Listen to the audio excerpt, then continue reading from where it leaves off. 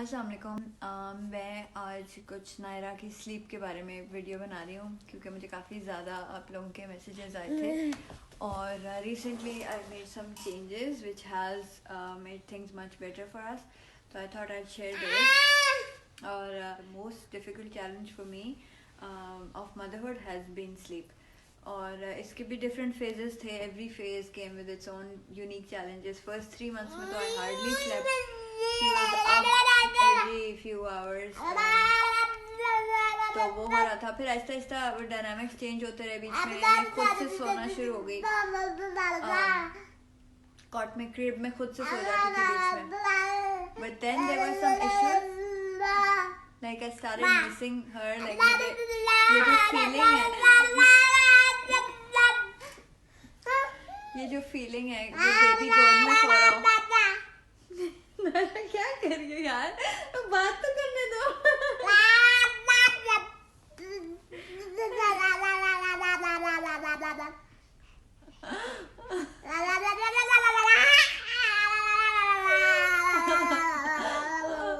बात नहीं करने दे रही। सॉक किधर फेंकी आपने? हाँ, जराब किधर?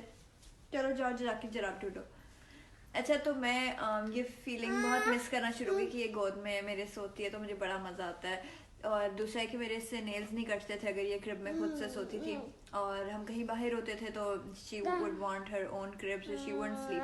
तो that's why, those were the reasons why I thought कि मैं अपनी गोद में इसको सुलाने की आदत रखूं ताकि ये सब चीज़ें ईजियर हो जाएं।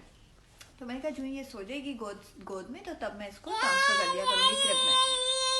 तो ये मैंने गलती कर ली और बहुत ज़्यादा महीनों तक यही होता था कि she would sleep in my lap, I would let her sleep in my lap, और मैं बड़ी कंफर्टेबली आराम से बैठती थी और गोद में मैं इसको रखती थी और मैं इसको रात को सोने देती थी, और जब ये सो जाती थी तो then I would transfer her to her crib. अच्छा, अब that was what was wrong, ये मुझे नहीं करना चाहिए था क्योंकि बाद में आई रियलाइज्ड कि उस चीज़ की वजह से she would wake up multiple times in the night और स्टैंड अप करके in the crib and she would ask for me, चीखें मारती थी कि मुझे उठा लो मुझे उठा लो। क्योंकि ये चीज़ पे बाद में रिसर्च और सब कंसल्टेशन से पता लगी कि जो भी स्लीप सिचुएशन होती है रात को बेबी के सोने के टाइम की, जब भी बेबी रात को उठेगा, जब भी उनका स्लीप साइकिल ख़त्म होगा, मल्टीपल टाइम्स बेबीज़ उठते हैं, एडल्ट्स भी एक्चुअली उठते हैं, मैं कभी नहीं उठती, लेकिन बेबीज़ उठते हैं, और जब वो वही सराउंडिंग्स नहीं देखते जो उस टाइम पे थी जब वो सो रहे होते थे, तो वो फिर अपसेट हो जाते हैं, they want the same things. तो वो ये चाहती थी कि क्रिब में खड़ी हो जाती थी और कॉन्स्टेंटली नाइट वेकिंग्स पे she would be fully fresh and want me to pick her up. तो वो फिर it got to a point, ये मंथ्स तक ऐसे ही चलता रहा। It got to a point कि क्योंकि रात को मैंने बिजनेस का भी काम करना होता है, मैं इतनी स्लीपलेस हो गई थी कि मैं बिल्कुल ब्रेकिंग पॉइंट पे आ गई थी और बिल्कुल क्रैश करने वाली थी। And I was like I am gonna try anything that works. तो फिर मैंने काफ़ी स्लीप स्कूल्स को भी, स्लीप कंसल्टेंट्स को कंसल्ट किया कि मैं कुछ भी करूं, लेकिन most of them had this cry it out method कि वो बेबी को रोने देते थे। नायरा, आप प्लीज़ थोड़ी देर चुप करो। तो वो ये करते थे, बेबी को रोने देते थे, और मैंने शुरू से सोचा हुआ था कि मैं क्राई इट आउट नहीं करूँगी। जाओ अपना वो डॉगी लेके आओ, डॉगी लेके आओ, डॉगी किधर? She wants me to read this story and it's अभी नहीं, अभी मामा इज बिजी, अभी आप अपनी बुक लेकर आओ, अभी ये खुद से पढ़ो, ठीक है? तो क्या मैं कहती हूँ, बात ही बंदा भूल जाता है। This is why I don't make stories और I do any videos recently. So I guess if you're listening to this, you're probably a mom and you can relate to. So बात क्या हो रही थी? दिमाग भी बिल्कुल ही खाली हो गया। नायरा, क्या है, मैं एक स्टोरी सुनाऊंगी और उसके ज़्यादा नहीं मैं सुनाऊंगी।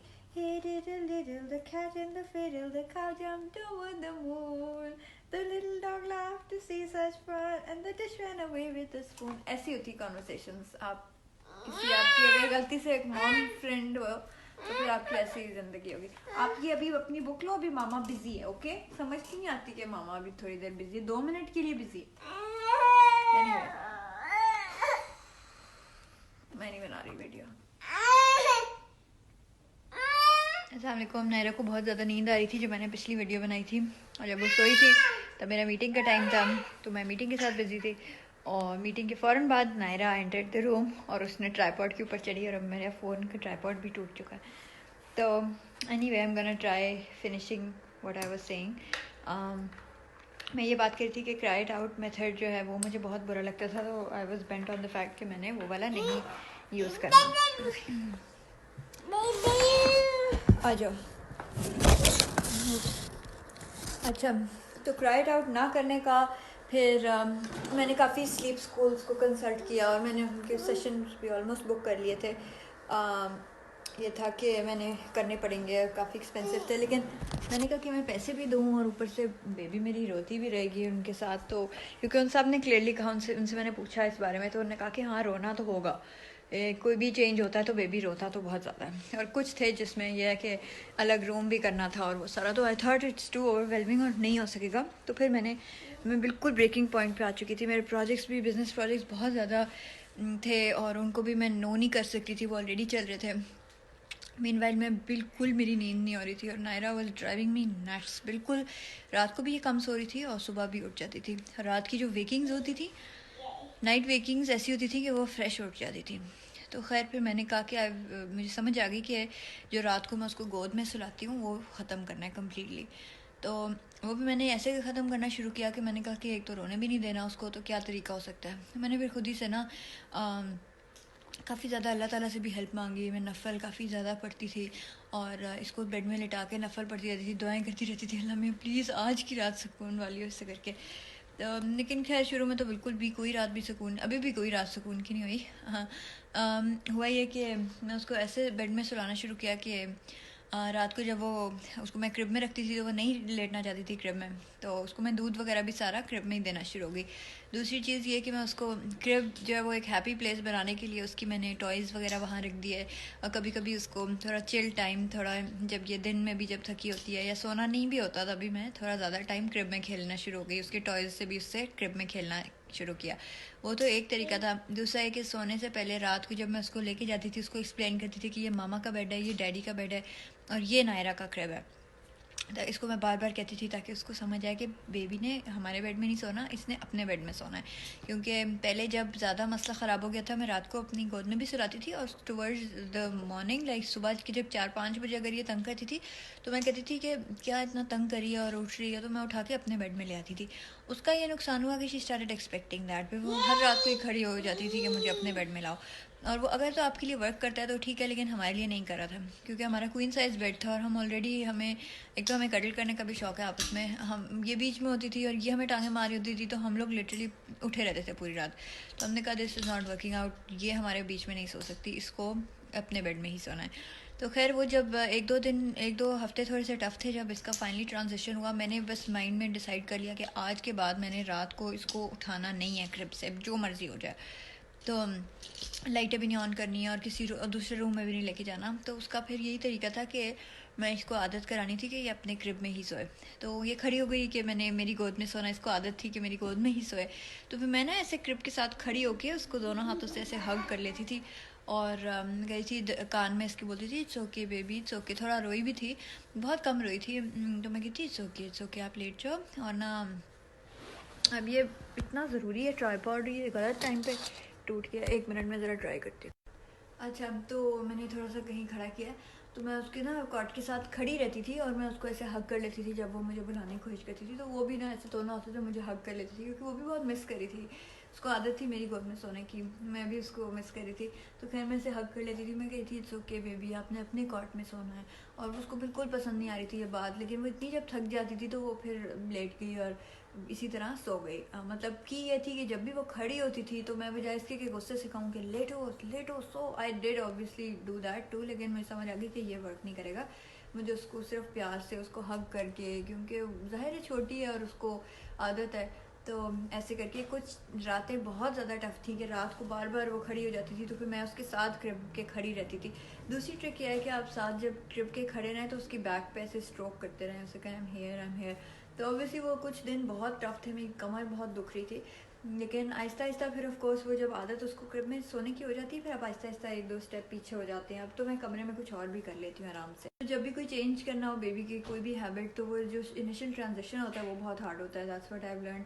और वो कुछ दिन बहुत ज़्यादा टफ थे मेरे लिए भी, इमोशनली भी। मुझे याद है बीच में कुछ रातें तो मैं रोना शुरू हो गई, क्योंकि अब इसकी ट्रेनिंग तो करनी थी, लेकिन बीच में एक आध रात इसको कॉन्स्टिपेशन हो गई, तो मुझे समझ आ रहा था शी इज़ इन पेन। अब वो जब बेबी सिक हो या पेन में हो तब तो आप ट्रेनिंग नहीं कर सकते, तो फिर लेकिन अगर आप फॉलो थ्रू ना करो, आप एक दिन भी आप उसको अपने बेड में ले आओ, तो वो फिर वापस सारी चीज़ ज़ीरो हो जाती है। तो इस सब चीज़ की वजह से एक रात तो मैं धारे मार के रोना शुरू हो गई। मैंने कहा I can't do this, I can't do this. मैंने भी उसको गले लगा लिया, मैंने उसको गोदी में कर लिया। लेकिन ऑब्वियसली अगर तो बीमार नहीं है या कुछ ऐसा इशू नहीं है, तो फिर आप बिल्कुल उसको बेड में ना लाएं। तो खैर वो तो सिर्फ वन ऑफ सिचुएशन था, उसके बाद मैंने उसको बिल्कुल बेड में नहीं लाने दी। तो अब ये सिचुएशन है, करंट सिचुएशन के रात के 8 बजे एग्जैक्ट, लाइक शुक्र है क्लॉक वर्क होना शुरू हो गया। 8 बजे एग्जैक्ट ये बेड में जाती है, और सुबह 7 से पहले ये अपने क्रिब से नहीं हम निकालते, मोस्टली 8 तक सोती है। तो बीच में नाइट वेकिंग्स अभी भी बहुत ज़्यादा हैं, लेकिन the only difference is why am saying कि इट्स बेटर नाउ इज़ कि वो अब फ्रेश रात को उठती नहीं है। शुक्र है अल्लाह करे ऐसा ही रहे। अब वो जितनी भी दफ़ा उठती है, मतलब अप टू इवन 7-8 नाइट वेकिंग्स होती हैं, लेकिन जब भी उठती है तो वो दूध पीती है और या तो चूची लेती है और फिर वो सो जाती है। तो दैट्स द ह्यूज इम्प्रूवमेंट। अभी भी लाइक इट्स सो अनोइंग कि अब इतनी बड़ी हो गई है, 17-year-old बेबी है, टॉडलर है, और अभी भी लाइक ऑलमोस्ट एवरी आवर या एवरी मैक्सिमम 4 आवर्स के बाद ये उठ के और इसको बस कुछ ना कुछ कोई ना कोई रीज़न होता है मुझे उठा लेती है। तो ये बड़ा अनोइंग है। और अब मैंने एक स्लीप नैनी है, उसके साथ मैंने एक लाइव सेशन रखा है। I am really excited. इंशाल्लाह थर्सडे को मैं उसके साथ लाइव सेशन कर रही हूँ, और आप लोग भी ज्वाइन कर सकते हैं हमें। ये क्या हो रहा है? तो और हम लोग बात करेंगे इसी बारे में। मैं उससे पूछूंगी कि मैं ये चीज़ कैसे इम्प्रूव कर सकती हूँ। ये वीडियो में अजीब सा कुछ हो रहा है। तो आप लोग भी अपने स्लीप क्वेश्चंस पूछ सकते हैं, लेकिन मैं बेसिकली यही पूछूंगी कि मैं through the night how can I make her sleep through the night. अब ये फाइनली बहुत बेहतर हो गया, रात को उठती तो नहीं है, लेकिन फिर भी अभी बहुत मसले हैं। तो मैं उससे पूछूंगी कि नाइट वेकिंग्स ख़त्म कैसे कर सकते हैं। और बस यही अपडेट था। मुझे इतने ज़्यादा क्वेश्चंस आए थे, तो मैंने कहा एक सी वीडियो बना लूँ। थैंक यू, टेक केयर, खुदा हाफिज़।